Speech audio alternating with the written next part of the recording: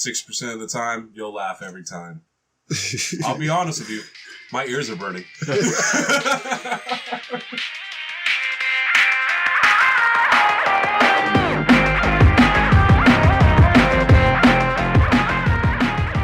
Ladies and gentlemen, welcome to the Fighting Couch Potatoes. I am Kadawfi Crush, and I'm joined by my boy MattMatt. With some trouble in it.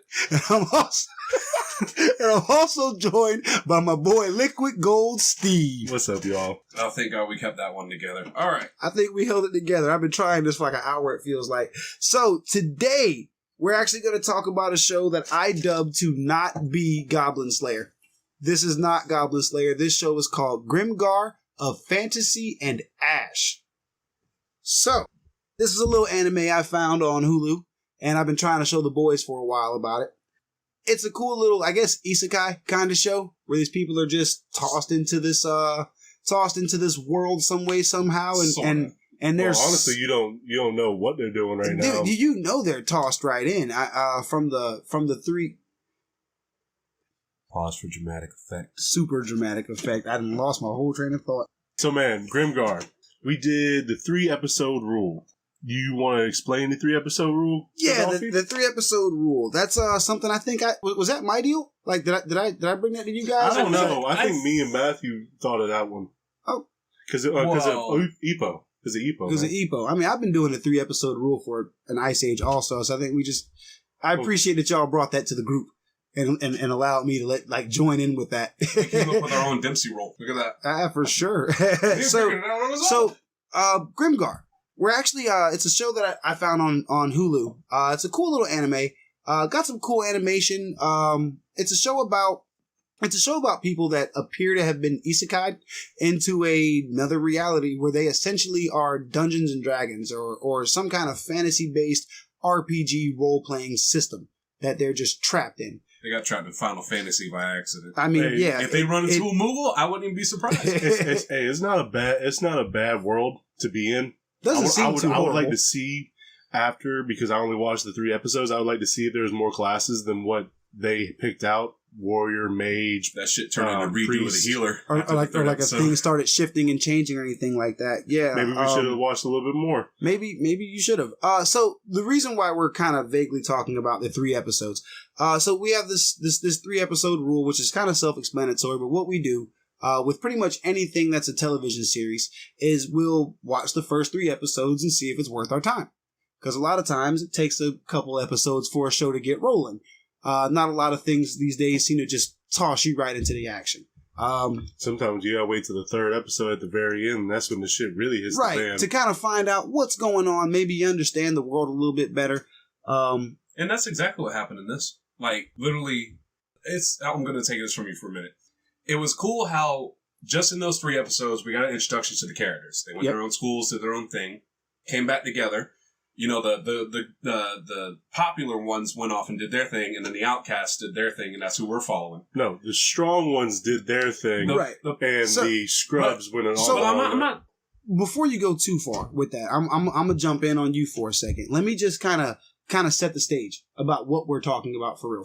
Okay, so this show kicks off with we have 5 characters in a forest fighting a goblin, which is insane. How they first come off as into the action, right? Back deep in the shit, like they're fighting the goblin, which is in any kind of anime is supposed to be like the weakest, but they have 5 people that are bumbling over their own feet. Right, how did you die to a slime? Not at the start.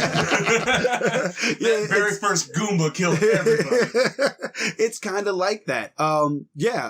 So like Steve was saying, you kind of jump right into the action of these guys fighting a goblin and not doing very well, getting their asses kicked. Then it kind of shifts you away from the action and kind of shows you who these people are, what they talk about. You get a lot of that in this show. A lot of young people having conversations about what's going on around them. You know, kind of seeing it from their perspective without any real understanding. One of the cool things about the show is that they let you know that they're being isekai. They let you know. And the characters themselves also kind of know vaguely.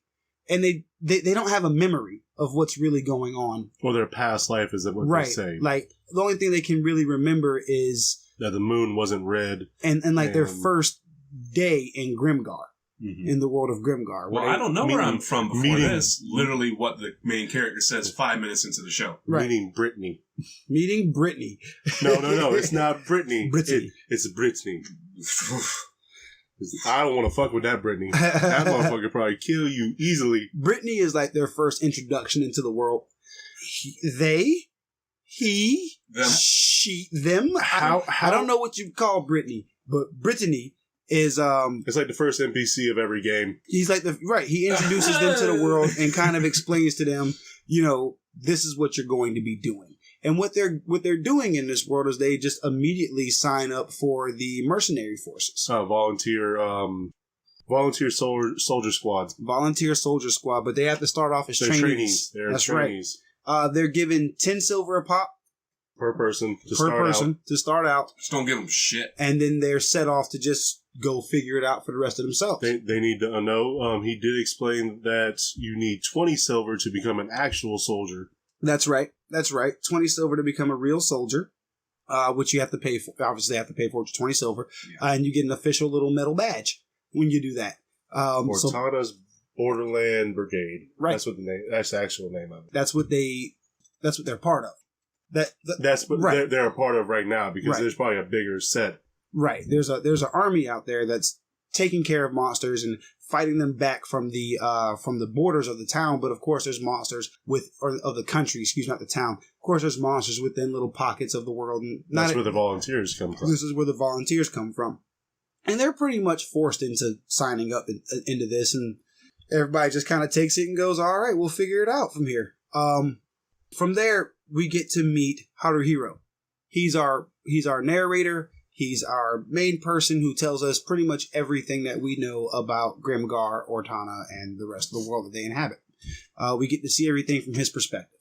This is how, even the Brittany story went down. But from here, where everybody, figures out what they're going, they get their money and they get their little fake badges for their trainee badges. They kind of all set up together and people gather to become a party. They gather to become a party. In order for them to become a party, officially, they're also going to have to go to guilds and learn particular skill sets where they learn, thief skill, mage skill, cleric skill, warrior skill, and dark knight skill. And those are the 5 skills that we know of that are introduced. I do want to say this about Haruhiro. They flipped it on your head with the main character being, every time you see an RPG, it's either a warrior, a knight, or some low level whatever. You never see a thief as the main character. Not unless you're playing Dark Souls or Skyrim. But that's your choice. But your choice. You don't see him picking thief because he isn't the biggest person in the world. But I would like to see what he can do. I think it was the best decision on his point. And again, you don't see the thief every time. And that's kind of giving love to those other choices, those other players. Those roguelike experiences. Yeah. I think that's what they were going for. Because you have your Dread Knight. You have your mage. You have everybody in that group. And he's not even the leader of the group. Right. Right? He's just one of them. Monato is the cleric of I don't trust Monato. Right. Monato.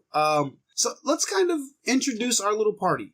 Because the party that we get is kind of a weak little party. It's the kids who didn't get picked for dodgeball. It's the kids who went, oh, now it's those guys. Because when they got into Grimgar, there was a lot of people, the scrubs, our group we're about to explain, and then the only person I know name of is Renji. But he took all the powerful people, and said, we're going to become actual soldiers. Renji loaded up on some real ones and said, let's go handle it. Are we not going to mention the fact that Renji kind of looked like Brian Fury from Tekken? Just a little bit? Well, a little bit. I have a personal anime... balls of steel with Brittany, though. I have a personal anime rule. The guy with the white hair is the son bitch to watch out for. That's Sephiroth. And that's a great one. Char Osnaval from Gundam.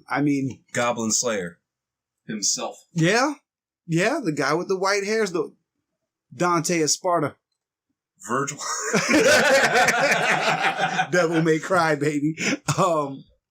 Griffith. Griffith. No, let's not do this now. All right. Let's talk about the party. So the main person, the leader of the party, is Monato. The main leader. Yeah. I'm sorry. Go ahead. Main character is Haruhiro, but main leader is Monato.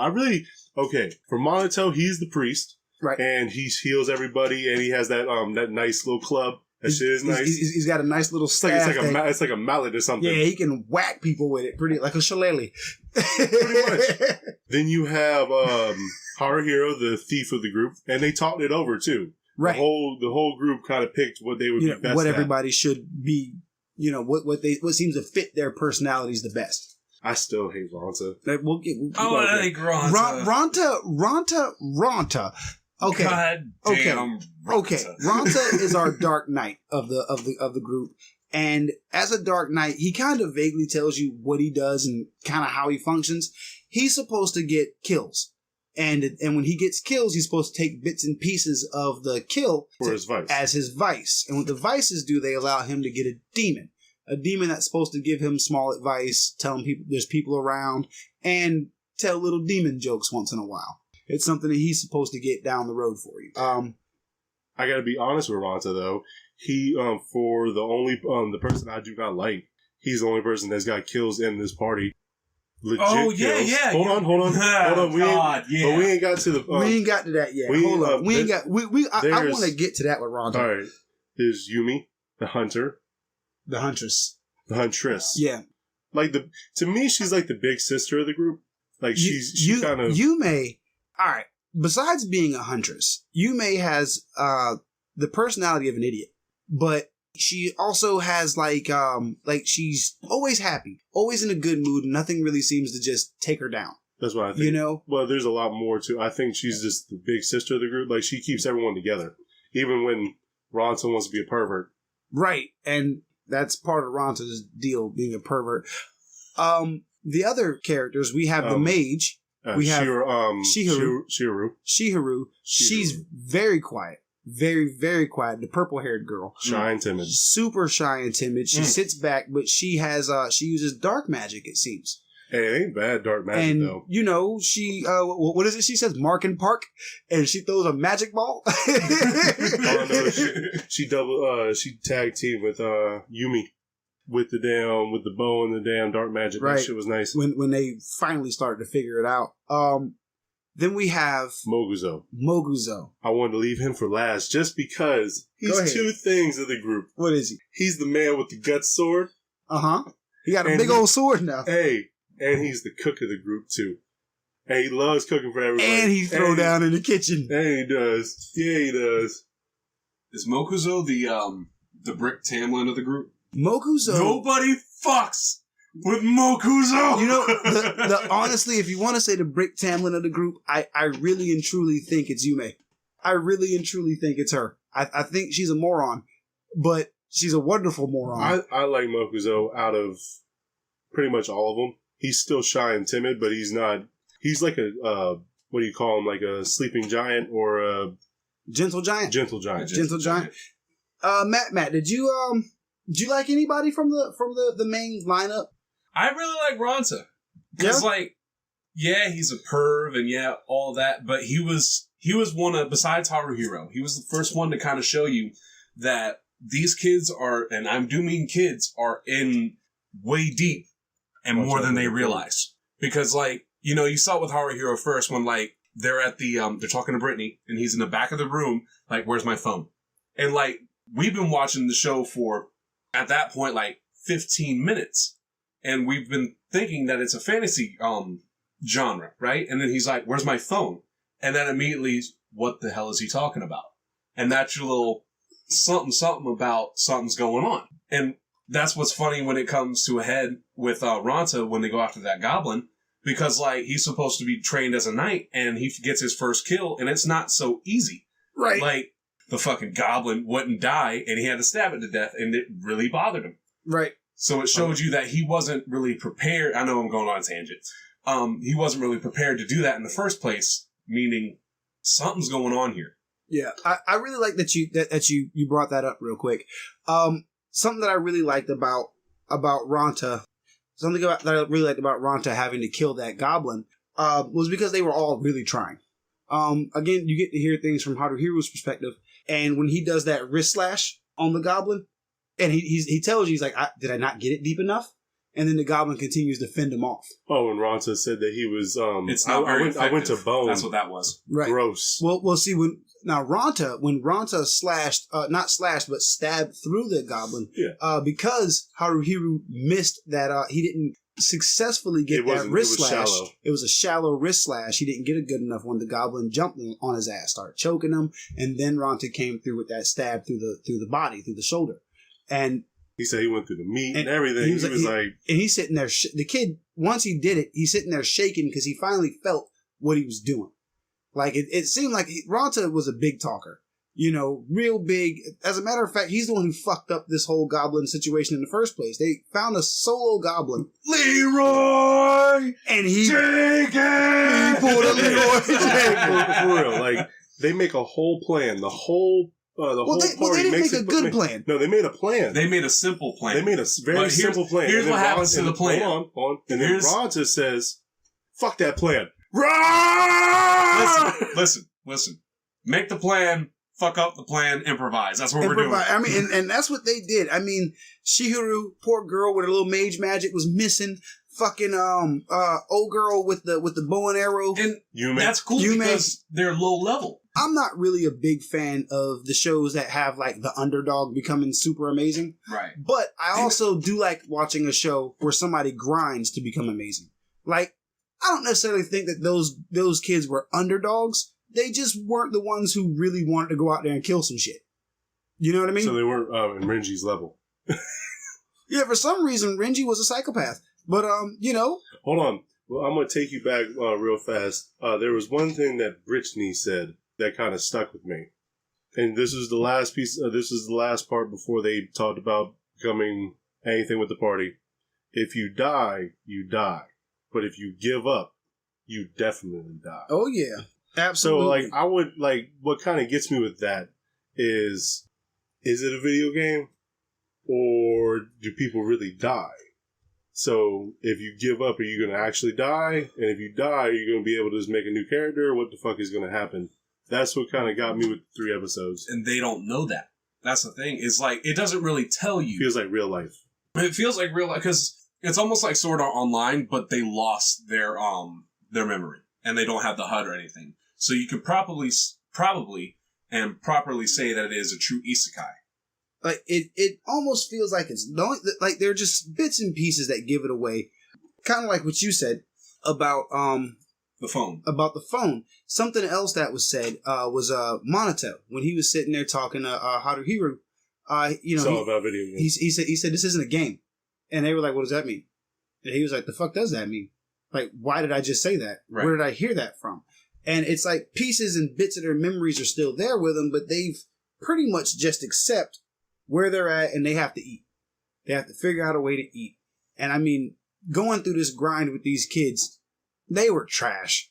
I mean, how long in these first 3 episodes did they spend not killing anything and earning money? Hey, the 3rd episode, they actually kind of started throwing hands. Well, they got their shit together. They killed their first goblin in the 2nd episode. Horribly. That was awful. So I gotta give it to this anime. They have great background music. It's absolutely fucking fantastic. I hate metal, but the damn metal background after Ronta killed the goblin, finally. That man murdered that goblin. One thing you should remember is the Japanese always get their rock music right. But I thought it was great how even the facial expression Ronta gave, it was like, okay, I've killed my first thing. It's time to go. And then they went right into the musical. I like those musicals. I'm not a big fan of when they stop the show to do music, but I'm also a fan of that they took time to show you the world without forcing it down your throat. They took time in a way at a proper time too. Right after they killed their first goblin, they all felt what that was like. Even though Ronta was the one stabbing it to death, and when I say stabbing it to death, I mean he stabbed it repeatedly. Horribly. Yeah, it was. That's why I said he murdered that. It wouldn't die, and he's screaming at it to die, and this thing's hollering. I mean, it was for just a death scene of a goblin. That was a pretty horrific death.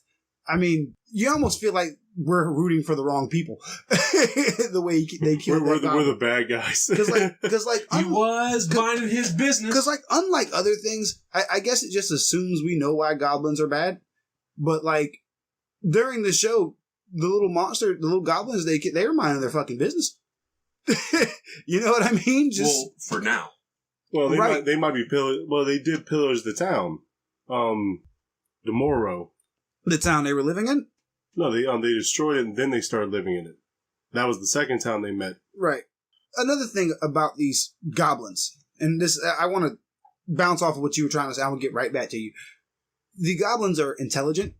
They show the capability of pretty much doing everything that the humans are doing.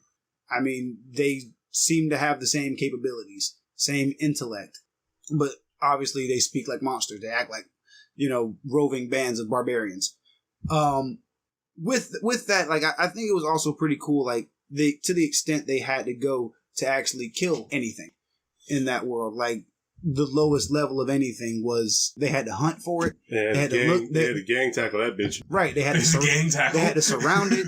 Part of this with the way the story's set up in the first 3 episodes is that our healer Monato, also the leader of the party, he tends to like really save their asses a lot. He jumps right in there. I mean, a very selfless guy. That's what a leader is. Right. There's just some things I don't like about him. Like when they were going, everybody was getting broke and he's going to the bar. Because he was trying to make connections. He was trying to make connections, but like... that's his money, though, so he would have to cover it if he had to. Right. But it's like everybody's struggling and we're in this together. And you know they're pooling money together for food and shit. Maybe he got one, though. Maybe he got one and found information. Well, see, no, he mentioned to Haruhiru that he had been going to the bar.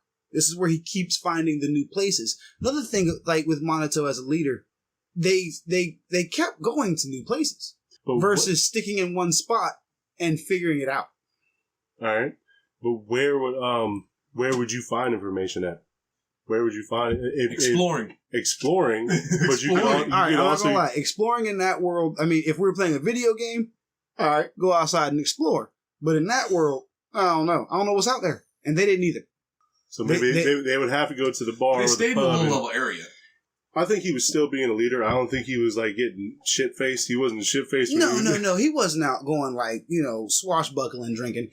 But to spend that kind of money, because they made mention that like that was kind of expensive for somebody of, our pay scale to be out here drinking. But I mean, and he made up for it. Was like, I'm getting information and shit. But it's like, what I'm getting at overall is I don't like Monato. I don't trust him. I don't like him. I think we're stuck on Griffith. I think that's why we don't like him. I don't like Monato. I mean, simply because of what I just said. Yeah. And just like, he was too focused on who he used to be, And it seemed like the other characters really, really depended on him. And for some reason, I don't know, man. Like he is a good leader. I think something's wrong with the boy. I just never. Again, we only watched 3 episodes. Well, okay, legit. I've seen the whole series. These boys have only seen the 3 episodes. I gave everybody the option to go ahead and watch the rest of the series if they desired. And it doesn't seem like either one of them have finished watching the series. And I'd like to ask you both, why not? Nah, man, I'm just not feeling it. There's some animes that kind of hit, and this one just kind of like whiffed. And also, and like, for me, it's not the characters, because I think the characters are at least deep enough that you can kind of get behind one, which is mine, Mokuzo. He's the cook. I wish I could cook like him. I'd probably swing the sword like him, though. Steve, come back. To be honest, with the 3-episode rule, the opening and closing theme is kind of mid. Nothing's going to be Ippo, but that wasn't even close to it. I have something to talk about with the opening theme, though, because they're all like full leotards, but I'll talk about that later. Right. Yeah, that fucked me up a little bit, I'll be honest. I think it's something about being isekai is like that. I think they're in like full bodysuits, but we'll continue on that later. People are fine. The music's good. It's not Goblins. It's not Goblin Slayer. It's not Goblin Slayer at all. If you haven't seen Goblin Slayer, it's dope. Go watch it. I didn't mean to say it like that. I don't want Goblin Slayer, but I'm just not in that kind of fantasy kind of anime thing. Right. What did you think, Matt? You got the obvious TNA. You got the pervert in the group. Mm-hmm. You got the shitty background, not the shitty backgrounds, but the regular ass backgrounds with the characters pasted on because of the digital, what they do. They don't hand draw anymore. But at the same time, the story is nice enough that you can kind of like the isekai thing, because it, like we said, it doesn't tell you that it's isekai. We start out as a fantasy genre immediately with people with regular ass clothes, right? Well, not regular ass clothes. It was well for that time, yes, but it's enough to get you to come back to it. But at the same time, if I don't watch it, I don't lose nothing on it. But I need to. It's 12 episodes. I'll fucking give it a try. I feel like there's probably some deeper shit later on in the episodes because I watched 4 Crush. I only saw a little bit more, so I know what's happening just a little bit further than that. What I was saying earlier about watching the 3 episodes, which is really cool, is this anime was a perfect example of how some do. You have like I said earlier, the intro, who the characters are, what they know how to do, and then the plot thickens right at the end of the 3rd episode. That was one of these very good things about this show. It was like, you started it, it's fantasy, and then you finally get, wait a minute, something's really going on here.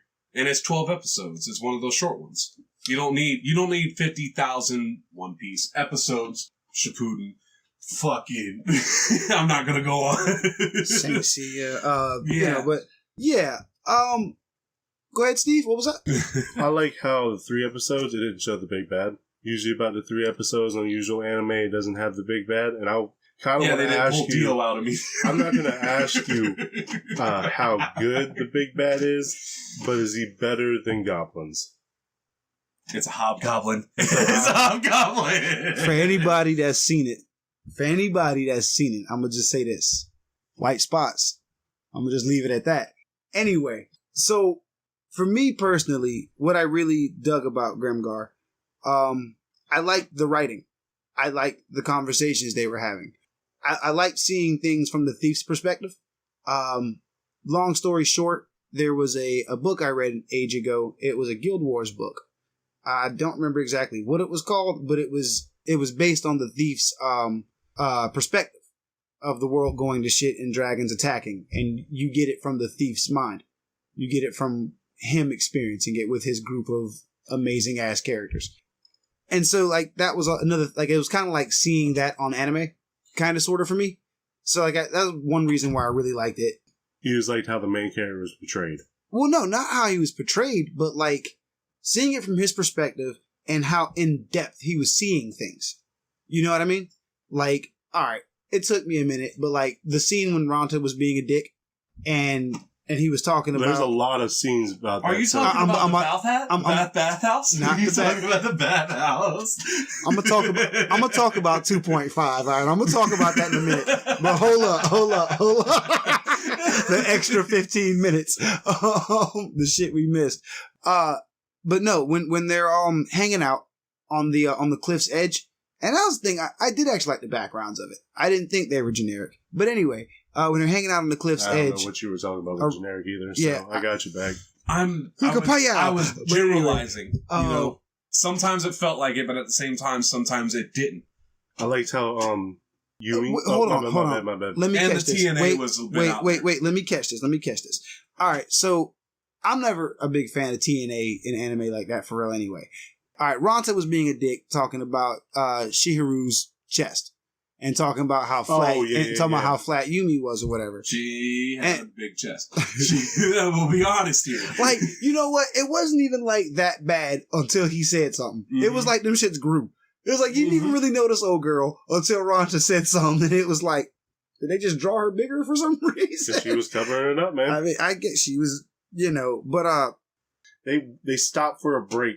And he just dusted off Yumi, saying that she was flat-chested. That's what I was talking about. I was talking about how, like, okay, from Haruhiru's perspective, you saw him hear Ronta talk about her titties and then go, titties. And, like, you got this, like, from his perspective, he sat there and stared at them shit for an obscenely long time. Like, he stared till he got caught. And She's got the eyes for Monato, and then you see the you know the camera pan away because it's him. You know, you're seeing it from his perspective, and a lot of times you actually get to see Yumi bend over. And like again, I'm not a big fan of TNA and anime, but catching it from his perspective, a lot of times Yumi was in front of him when they were scouting. A lot of times she was in front of him. That's why you always got to see Yumi's ass. He was constantly looking. He liked what he saw. Teenagers. He liked what he saw, and that's where 2.5 comes in. Episode 2.5. In episode 2, there's a bathhouse scene. Steve, you want to tell them about the bathhouse scene? Why I gotta tell? Why I gotta sound like? Well, because you know the bathhouse scene. You the one brought it up. You wanted to talk about it. No, I didn't want to bring up the bathhouse scene. When? Just a minute ago. I was going to talk about Yumi, how they... No, we got you on record. Hold on. I was going to talk about how Yumi had the, as a huntress, had the eyesight from far away. She was, I don't know how far away, but they were looking at 4 goblins, or she was checking out 4 goblins or scouting them. Right, from like across a pond or something, a river or something. Yeah, I thought that was actually pretty cool. Yeah, because like it's like a skill she has, and I was not bringing up the damn bathhouse. Before we bring up the bathhouse scene, then hold on, I'm gonna catch you on that. That was something that they did a really good job with, was showing like skills. I didn't their passive skills. Yeah, showing that they actually had them. They had passive skills and active skills. Ronta liked to scream his, what was it, hatred? Hatred! I thought that was a move though. His move. That was his special move. He like when he did his moves, he liked to holler it. Or when Monato would heal, or before you run up on a goblin, you'll scream your fucking lugs out. And completely whiff on the fucking goblin. How you whiff? You bastard! Ronta didn't just whiff. He was just swinging in the wild for nothing. For nothing. Yeah, I mean, remember, we're seeing it from Haruhiru's standpoint, and he looks over and it's like, what is that fool swinging at? And then he trips over a branch because he watching fucking Ronta be stupid. And that's how he wound up fighting the goblin first. That's how this whole situation happened. Anyway. Hey, when he caught the goblin in the neck and it started like bleeding on him. Oh, when he stabbed him. It was like he kind of his Haruhiro kind of like spaced out for a second, like, oh shit, I'm actually killing something too. Mm-hmm. But you could see it more in Ronta when he actually delivered the death blow. Like Ronta was like, holy fuck. Right. What did I just do? Yeah, and that was that again. That's one of those pulling back factors. I mean, yo, when Shihiru passed out after Ronta finished killing it. Was she fainted? I was like, that was traumatizing. Like they had to murder. But all right, MattMatt, bring up the bathhouse. Bathhouse scene. All right, do it, MattMatt, and I'll spin you a tale of perversion.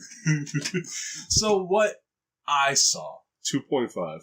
He didn't see 2.5. I didn't see 2.5. I saw 3 episodes and they didn't show it.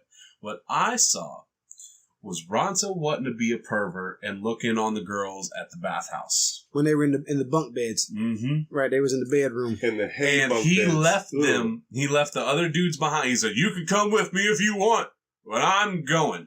And the next time you see them, they are getting fucking screamed at, apologizing. That's all the other like even a Haruhiro sitting there like, I didn't even do nothing, and I'm getting yelled at too. And there's a hole in the wall.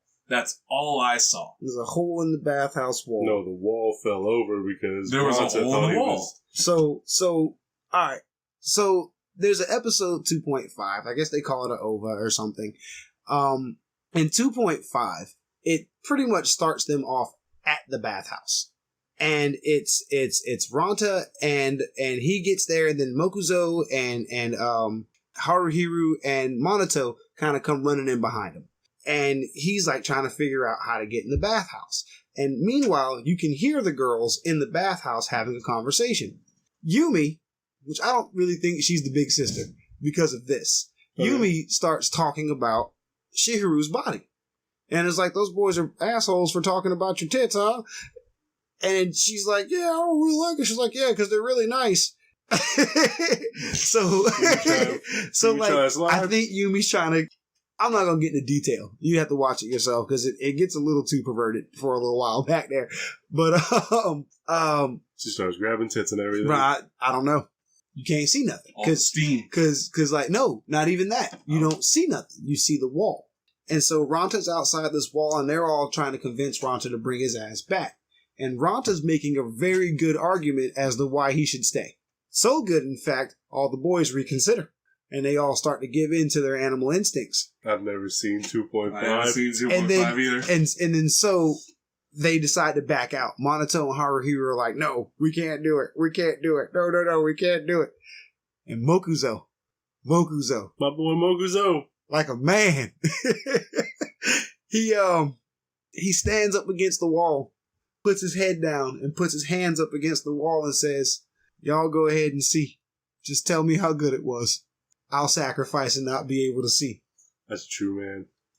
I don't know about all that. So like that. So like the idea is like they're really going through it. Like, should we do this or not? Because if we do this, we're gonna go too far with these girls. Like, what do we expect to happen next? Like, are we gonna even try something? Like, and then what? These girls are supposed to be part of, like, well, fuck, what are we doing? But we should, because, I mean, look at them. But we can't. So they're fighting this. Like, it starts raining and shit. Motherfuckers start screaming into the lightning so the girls can't. I mean, they're right outside the wall. The girls can't hear them. You know? Some anime bullshit. So again, Mokuzo's got his arms up on the wall. Ronta starts to climb. He gets right to the little window. I mean, right to the little window, and the wall goes crashing in. And the girls had their towels, so you couldn't see nothing. He couldn't see nothing. And that's where we join back up. That's where we join back in with the... Well, when the wall comes crashing in, Monoto and Haruhiro haul ass. They didn't see us. We were in bed. What you talking about? But this is why, if you're watching the show just itself, why the girls were acting weird as fuck. For like episode, was it 2? The rest of episode 2 or 3, or beginning of 3? They was mad at Ronta. Yeah, they were mad at They were still acting weird as fuck. Because Ronta was like, he took it like a G. He said, it was an honest to God accident. You know, it wasn't supposed to fall. The wall wasn't supposed to fall down. Right. Me looking at your chitties. That was what was trying to happen. Essentially, these things are why I kept watching the show. Not for the perversion, but for the but for the in depth of the writing. I really enjoyed the way the story was told because it wasn't a super deep story. We're not following the heroes, kind of like that Tom Cruise movie where he was fighting. Well, he wasn't even fighting the aliens, but the aliens came and attacked, and they were sucking people up. War of the Worlds. That movie. Like, I love that movie. I love that movie because that guy's not the hero. It's not really his movie, but we're just getting it from a nobody's perspective. It's like 2012. And it's kind of cool to get it from a perspective of one of those guilds, one of those parties that, you know, isn't the badasses. Right, they're not but when they show up, they might get some shit done. And when they actually start learning their abilities and kind of knowing what to actually do, not run up and fucking... Ah! I mean, the show gets really deep, and I honestly, I recommend anybody actually really watch it. It's pretty cool. I'm a big fan of it. I vote a watch. I vote a watch on that. You vote a watch, even though you just said you didn't want to watch it? I'm going to call you out. I'm going to watch it. But I'm not going to watch it at the same... You can watch it, but not me. So... I did want to ask you guys, did I ask you about the opening and closing themes? I started talking about it. Okay. I said they were mid to me. So you already talked your shit. Mr. MattMatt, how'd you feel about the opening and closing themes? Why was they in fucking weird ass suits? That's all I really remember about that. Because it again is, the show has nothing to do with the opening or outro ever on an anime. For some reason. The outro probably... Well, the outro in this one... Go ahead, I'm sorry. This is you. I'll listen to it once and skip it after that. I just want to wonder why they're in leotards. Not for, like, why they're in leotards, but it feels like... Because, okay, the girls are in, like, full... like, arms and to legs. The big guy's all the way to his legs, to his like he's a full-bodied. Right. Like, are they in... I'm thinking about the isekai. Are they in, like, a full-body suit, and that's why they're playing like that? You know, it's either that, or it's the homage to the created character. And if you've ever played, like, Monster Hunter, when you create your character originally, he comes in these stupid leotard-looking things. You know what I mean? Until he gets some rags. Right, until he gets some good rags, get some armor pieces, some of that monster. But anyway, I can get that. That's what I think's going on. I think it's something about creating your character, or again, being put into the world, something like that. I'm not really sure, but I think it tries to hint at a lot. Well, I know they're at least somewhere, like they're in a game somewhere. Yeah, they're in some kind of something. Yeah. It's a created character, so I kind of get that as well, like the homage to it. Yeah, it's just how that's what I feel when I see the opening theme.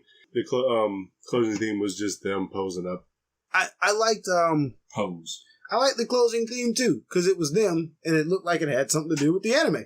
Actually, like they did a lot of chilling. Ranta as a character design, badass. That would be my character. Oh yeah, Ranta as a person.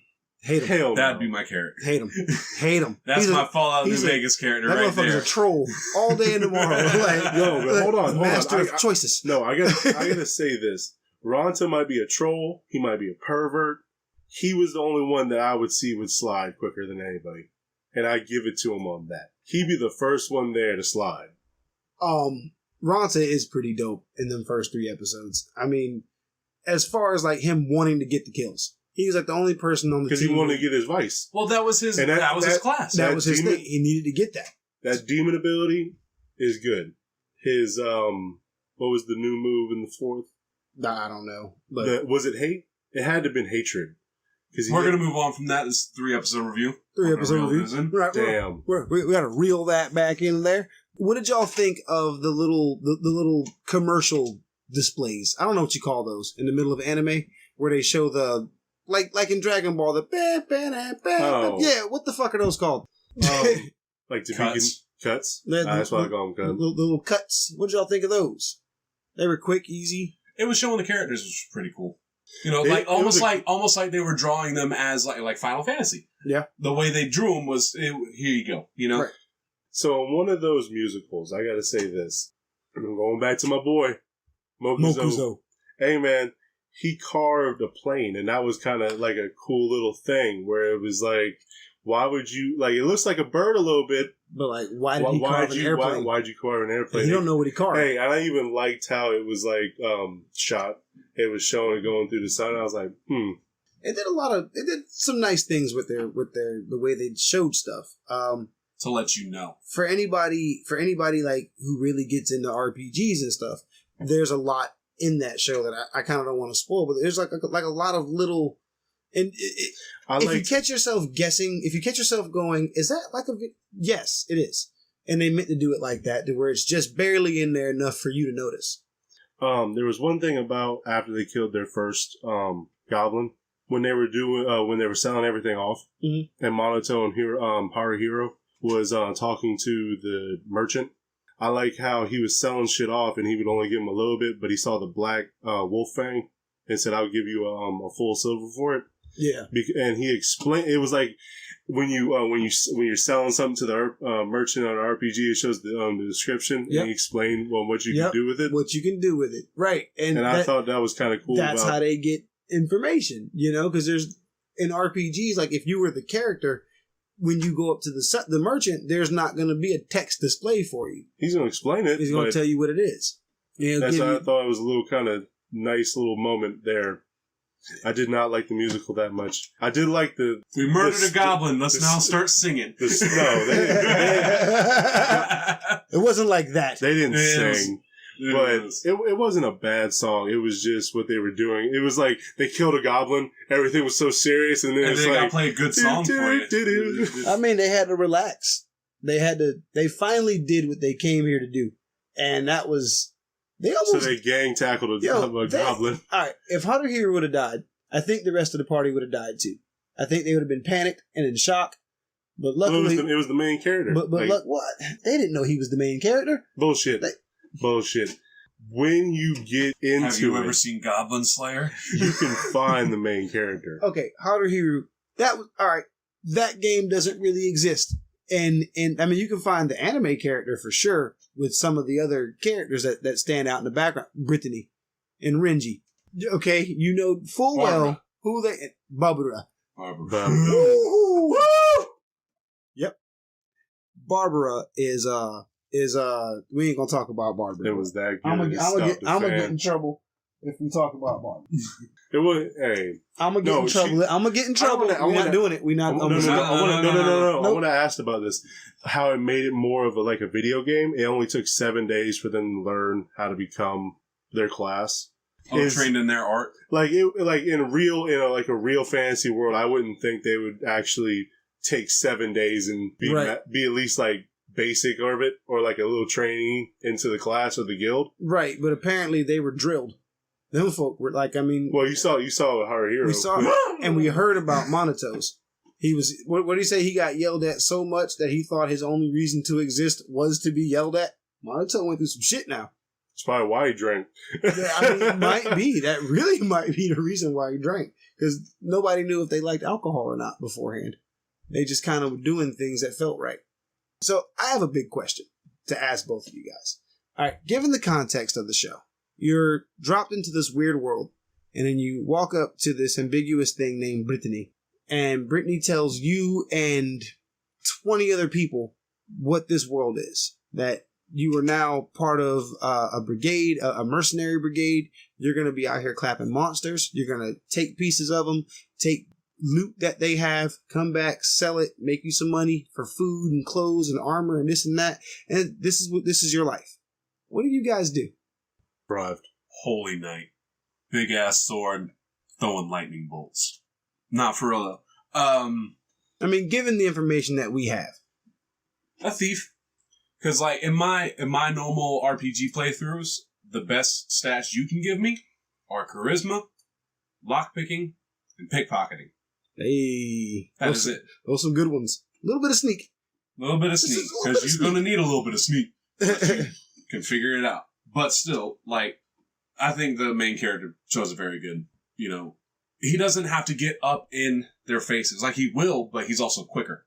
You know, right. He's not the tank of the group. He's not going to go head on. But even Barbara said that you kind of need experience in the group before someone will go become a thief. Right. Most people have experience in the group before.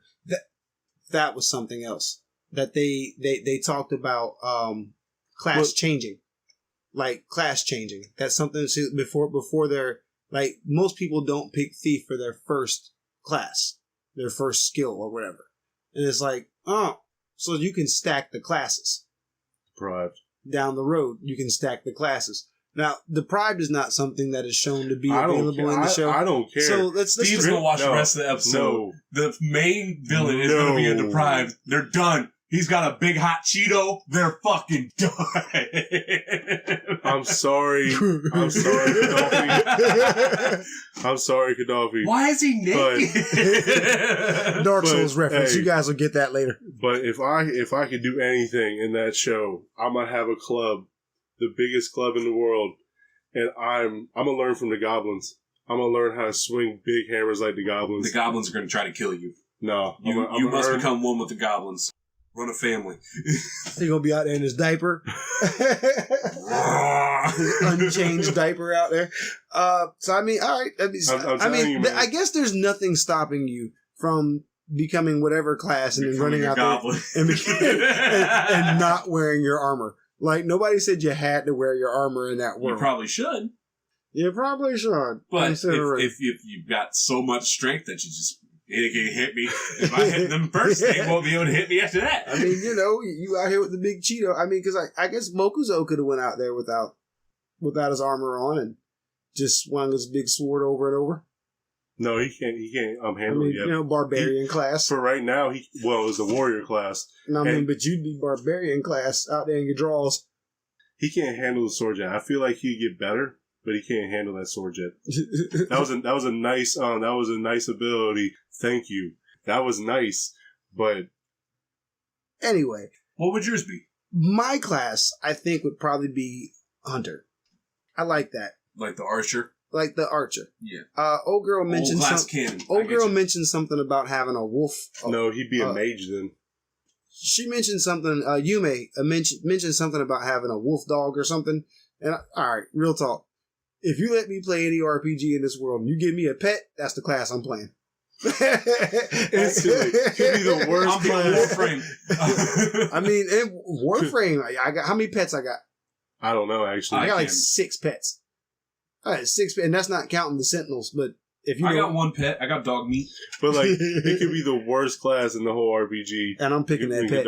I'm picking. Like, I used to play World of Warcraft for just a little while. I played it for like probably 3 months. You can get lost in that apparently.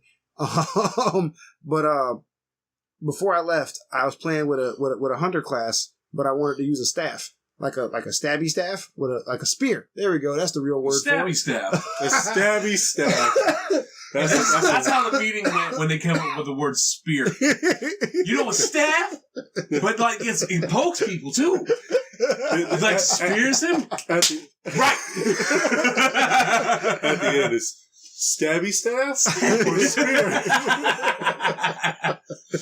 Anyway, but I used the spear, and people used to get mad. I had a crocodile. It was a 3-legged, 6-legged. I'm sorry, 6-legged crocodile. 6-legged crocodile. A spider croc. Holding the staff.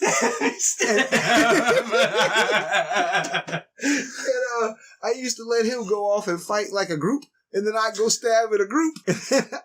But when I played in parties with people, they were like, hey, you're a fucking hunter. Get in the back. And I was like, why? Me and my fucking stabby staff. Say it right. Me and my stabby staff. And my fucking and my 3-legged crocodile. We were kicking ass, man. I don't know. Can we call this episode Stabby Staff? Can we change it? I can't let you do that. Stabby staff. Yeah, it's set. It's stabby staff. Oh man, I've been outvoted on stabby staff. And so what the hell was I? What would you have done? I would pick probably a hunter class. I'm not very good with bows either. But I like a lot of the skills that hunters get, you know, being able to see far and hanging out with nature and stuff like that. And, you know, she became more nimble as the 3 episodes progressed. You could see her, like, when they did their scouting and stuff. She wasn't such a klutz, even though the goofy bitch was loud. I probably wouldn't be so loud, but, you know. I mean, she got good accuracy after the first episode because she was caught garbage. Oh, she almost killed her own people. What? How did in that world they didn't level up until, and this was what was cool. This is what was really cool. When they were killing that first goblin, I know we keep talking about that, but I don't want to talk no more about it. It's the first 3 episodes. When they killed that goblin, you got to see the desperation in all their eyes. And in the goblin. Monito had the most desperation in his eyes. More so than the goblin, I think. Like, he was like, I'm about to fucking fail. These motherfuckers ain't gonna eat. They're gonna die. This is gonna be my fault. Oh, shit. He's the leader. And he went out everything there, falls on the leader. When he slapped the dog shit out that goblin with that damn staff, bruh. Oh, man. Dude is... he was pretty incredible with that. Slappy staff. I ain't doing that with you. No. I ain't doing no slap. No. Anyway, but yeah, I would have picked it. I'm sorry, I'm droning on. I would have picked that hunter class. I would have used a lot of the other skills, and maybe I would have tried to get good at the bow eventually. But if not, then I'd learn to use it in close quarters, like that fucking elf guy from Lord of the Rings. He was yeah. I ain't never seen one. What the? See, I'm gonna get mad. Somebody in the comments. What's the elf guy's name? Legolas. Ha, bitches. Legolas. But, you know, he was close quarters like a motherfucker in the middle of a battlefield. 10 motherfuckers up with a damn bow and arrow. Took down a war elephant with a bow and arrow. I want to be that guy. So a hunter. What was yours again? A thief. Thief? Every time. And always pride. So how would that work? So the way it would work for the 3 of us, like, say we weren't able to get other party members. All right, the 3 of us. All right. If I saw you guys fucking guess. Grimgar, I'd be like, yeah, I guess I have to go. We gonna look at Steven after spawning in like, why are you naked again, man? Why? Every fucking time. No, I will wear like a skirt. Like a nice old kilt or something. You ain't coming with us unless you have. I mean, you can wear your boxers if you want, bro, but make sure they're at the kind where your dick can flop out. You know? Bro, I'd hate for you to be running through the woods and a thorn catch you, bro. I'd hate it. I'd hate it for you, bro. No, man. So Dark Souls 2, that would be my damn suit, looking like the king. Any final thoughts, y'all? No, what was the theme to you? That's Matt? actually... Oh, the theme? Yeah. Oh, I want to ask you last, Crush. You want to ask me some questions? No, I want to ask you last about the theme because you've seen it, so you know the behind the curtain. I have a different idea of the theme. Yeah. How do you feel about it? Now I'll say mine. MattMatt. Ladies and gentlemen. I haven't said it the whole episode. Because you've been conscious of it. Ladies and gentlemen. It's almost grounding with like I said, you come into this thing thinking, oh, it's another fantasy story. And then that first goblin and realizing how brutal this actually is. Like, this is the life that you're about to lead. Right. And like, I don't know if that counts as a theme, but it's kind of the lesson I took away from this. You know, like acceptance of where you're at now. Yeah. Like being able to just adapt. Mm-hmm. Yeah, I totally can agree with that. Absolutely. That's a great outlook on it. Liquid gold? What I took away from it is that they're all baby back bitches. Uh-huh. They need to stop crying so damn much. So why are you crying, kid? How did you No, like it's real life now. You can play Dark Souls. You can watch Bovary. But when you in the thick of it, into the thick of it, you either, how Brittany said it, you die. If he dies, you dice. If you give up, you definitely die. That's the true. I wonder, like, like ultimate, like, quit out game? Quit, you gotta go home. Sorry, kid. Can't play it no more. Yeah, delete your character. It's way of the samurai. Another story, for another day. We've been kind of throwing out Dark Souls about it quite a bit. But we're taking... there's actually something I wanted to make a comparison about. It's funny that we would even compare it anywhere to Dark Souls, besides the fact that three of us have played Dark Souls with completely competing classes. And why? Because Dark Souls world is dead? It's dead. It's dead. But it's not that. It's not that it's dead. It's that it's something that I noticed in the show about the NPCs. The way people like Brittany or the shopkeepers and stuff treat them. Barbara. Almost Barbara and Brittany especially. Like, they treated them as if their lives didn't fucking matter. Like, the way Barbara trained that boy and just beat his ass for 7 days and was like, all right, old cat. You know? I did like that that nickname too. And like, just kind of like when you see during the music video, as you call it, you get to see Haruhiru see a homeless knight. You know, one of the real people out there, motherfucker can't make it. Ain't nobody trying to help him out. He's not the hero of the world. They're not the heroes, and they kind of make sure they fucking know it. They kind of make sure these people standard. The only time they ever get praise is when they're around other player characters. They don't catch any praise from the world around them. You have to earn that praise. You can't earn it from them because they're NPCs. They're going to continuously treat you like a piece of shit. Again, Monato got yelled at until he felt like all he was meant for was to be yelled at. They're going to treat Travis like shit until the day he dies. Shout out to anybody who understands. No more Heroes 2. I hate you with Travis. All my hate. So, Steve, you had a theme question for me? I think we kind of covered it. Or was that I mean, yeah, kind of, sort of. Well, I was going to let you do your theme last because you kind of, but you said that Matthew had a really good yeah, I kind of. So. Is that how that happened? I trailed off of Matt? Yeah. Because I explained that. I said they shouldn't have bitched so much and yada, yada, yada. And then we talked about how I feel like, okay, the characters being in a different show. No, they couldn't go in any other show. I just want to, I might pick it back up. I don't know. Might be on my back catalog. I mean, again, obviously, we're doing a show about it. I super suggest it to you. I'm surprised. I'm surprised that y'all didn't finish the 12 episodes. Because I will be. It just felt like when I watched it, it was like... Let me know off air when y'all finish the 12 episodes, and I'll let you know. I'll let you know. About from white there. Spots and monotone. I mean, you'll know all about white spots and monotone by the time that goes. That sounds wrong. Hey, and you'll know all about that... Stabby spear? Stabby stab? No, man, not the stabby That's stab. Sting. You fucked up. On air, too. But you'll get to meet that bitch. You'll get to meet that one. Mary. That one and true. That one and only. Final thoughts? Last thoughts? I think anybody? we're final thoughts out. Sure. I thought he was talking about themes. Was that your final thought, sir? That's kind of my final thoughts. Liquid Gold, what's your final thought, homie? 3 episodes went bad. Didn't show the the bad guy, quote unquote, because the bad guy was the goblins for them. Feel like it's a good journey or a good starting point of a journey. Somebody gonna die. A couple people gonna die. If that man from Renji's team put a bun on top of his head, he would look like the dude from Avatar. Oh. Zuko? No, not Zuko. No. Talking about the king? No. Talking about the brother. The brother.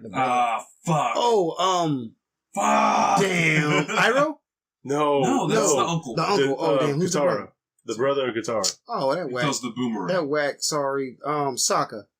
Because he looked like Sokka, He man. did look like Sokka. He had a bun on top of his head. He looked like Sokka. Yeah, but obviously he was Trill out here. Sokka was cool. Fuck you. I want to see what happens with Renji. Like, if he turns, because I feel like he may turn evil, but he might not. He might be the realest out there. I mean, hey, you seen the 4th episode. You see how he drop it on him? I don't think I finished the 4th episode. Oh, you ain't finish? I think I made, because I was out on lunch break. Anyway. Neck tick. Anyway, for my final conclusion, watch Grimgar. Give it a full shot. Check the 12 episodes. It's actually, I'm thinking I'm gonna put that on my manga list. I think I wanna buy that one. Right along with Pokemon Adventures. I wanna own that whole thing. And Scott Pilgrim. Just bootleg it like everybody else does. Well, don't watch it on Hulu. Don't drop those websites. Don't get them shut down. Please don't say their names. If you know, you know. If you know, you know. This is the Fighting Couch Potatoes. I've been Kadawfi Crush.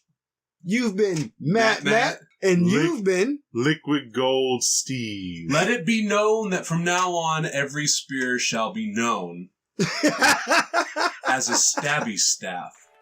That's not fair. That's life. That's not fair. Life. Don't forget to check us out on Facebook, Instagram, Twitter, all at The Fighting Couch Potatoes. Obviously, check us out on YouTube. We're going to be putting up some more episodes here soon. You guys have a good time. Thank you.